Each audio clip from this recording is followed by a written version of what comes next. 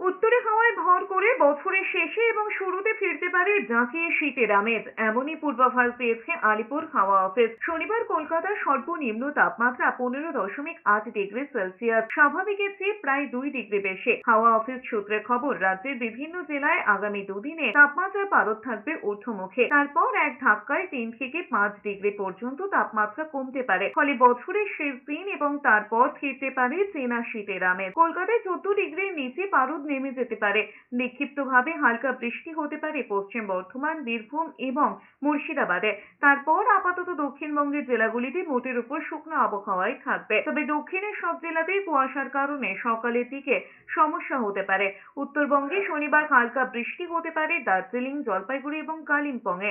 রবিবার বৃষ্টির সম্ভাবনা রয়েছে আলিপুরদুয়ার, কোচবিহার এবং উত্তর ও দক্ষিণ 24 পরগনা এবং মালদায়। দার্জিলিং এ পার্বত্য এলাকায় তুষারপাতের সম্ভাবনাও রয়েছে।